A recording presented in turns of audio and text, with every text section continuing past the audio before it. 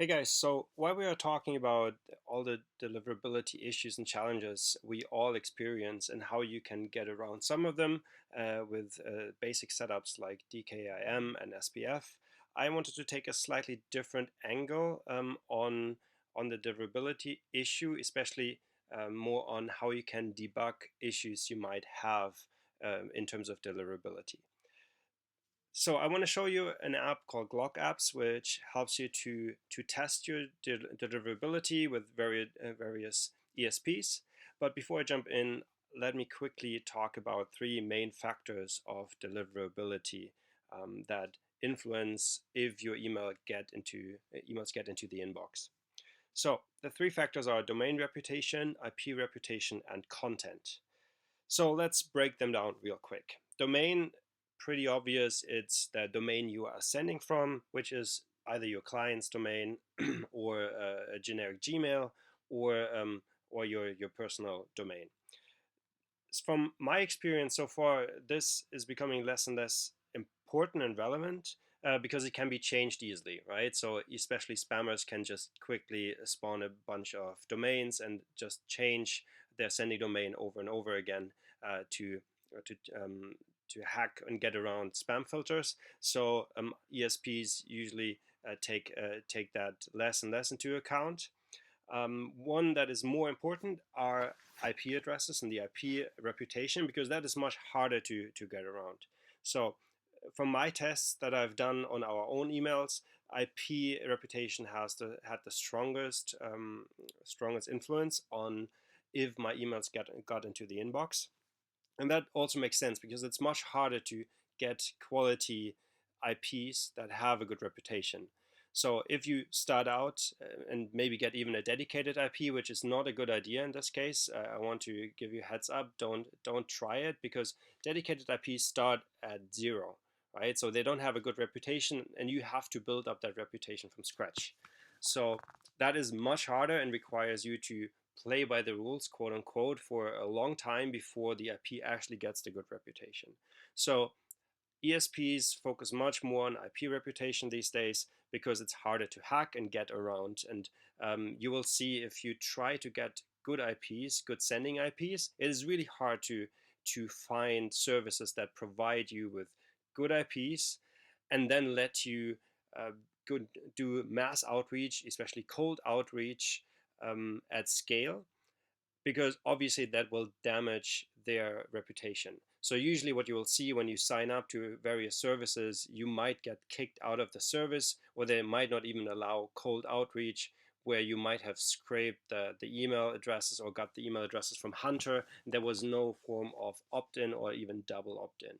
So that is, for us at least, within the agency, also the biggest challenge to find really good IP addresses we can use to send our campaigns from.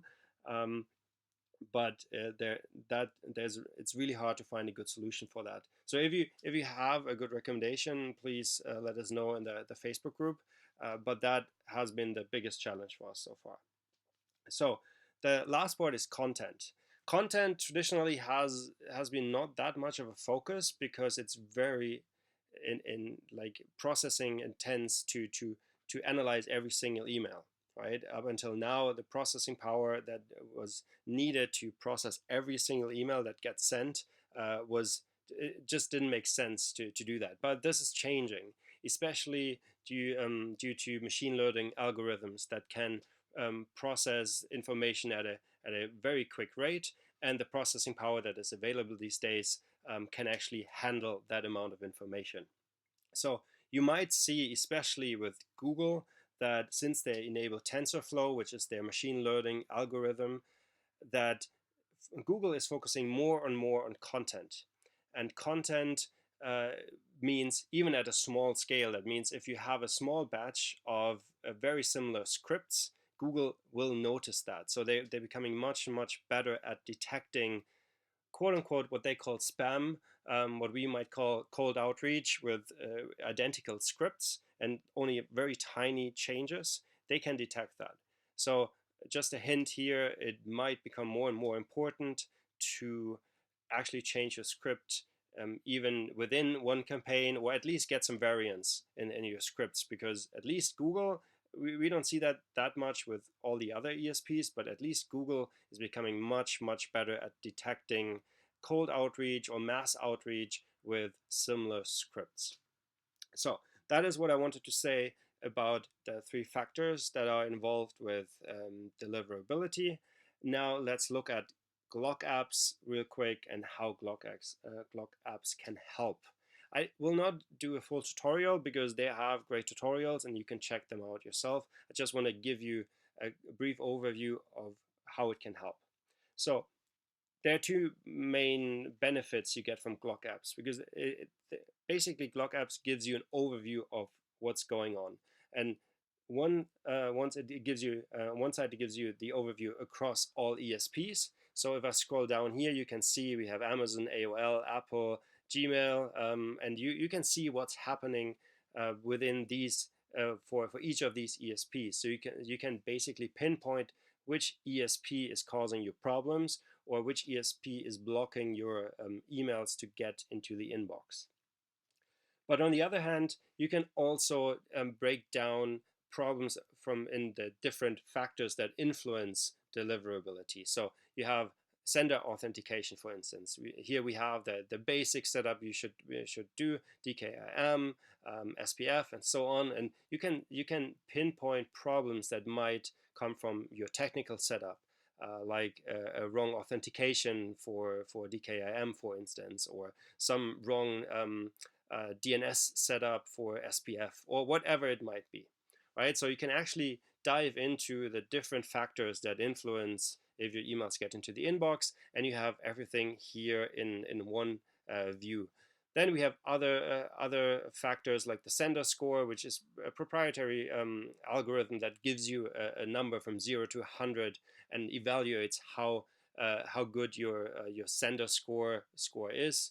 That can at least give you a hint, and you can dive into more information by just clicking here and diving more into the sender score itself and how it's calculated.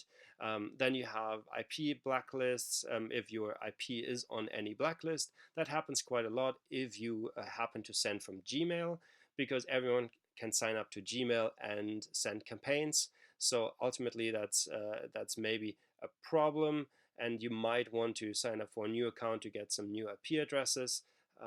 But usually it's very hard to avoid that if you use Gmail to send, because oftentimes they are listed on blacklists. That shouldn't impact your sending quality too much, since that's just like 2 blacklists out of 50 plus. But it at least gives you an indicator of a problem that might pop up. Here we have, in my opinion, the most important one is the Google spam filter. So as you can see here, actually, if I scroll down, all the technical setup is okay, but we're still hitting the spam filter for Google, and that is probably due to either a low IP reputation, even though this email was sent from a Gmail account, so they should somehow at least respect their own IP addresses. But we can see here that it didn't. So it was either due to the content of the script, and that is something you can easily test, or it was the IP address that triggered the spam filter here. So this way I can at least dive into the different factors and get a better understanding of what's going on, and then plan my actions accordingly. So I can, for instance, if I have a result like that and I cannot figure out how to get around the spam filter in Gmail, what I could do is to segment my list based on Gmail and other ESPs, and then treat Gmail differently by sending it from a different email account, changing the script, doing more manual outreach for Gmail accounts, or filtering it in different ways, right? So at least you get the understanding, and you can get a few more action points you can take to then act and change your processes to maybe get more of these emails delivered. It's not the ultimate solution, unfortunately, and I don't think there is one at least I haven't found it yet. If you know more, please contact us. We are happy to talk to you. But at least you get the better understanding of what's going on, instead of just operating within a black box. So quickly, maybe to show you how this works, or to explain how it works, is basically you get a list of email addresses that are all owned by Glockapps. Then you send a campaign to that list, and Glockapps will detect if the email got into the inbox or not, as you can see here, and then it will give you that nice overview of what's going on. So I hope that at least gave you a little bit of a framework to think about deliverability and which factors are involved, and how you can at least test a little bit if your campaigns are actually hitting inboxes, instead of just relying on an open rate from your sending tool, let's say Mailshake, which we use, or Pitchbox. So at least you get a better understanding how that open rate percentage is actually influenced by the emails getting into your inbox. Maybe it's not the headline, maybe it's actually your emails not hitting the inbox. So it gives you more range to test. If you have more questions, please feel free to ask in our Facebook group. I'm happy to answer questions, and yeah, good luck with your campaigns. Cheers.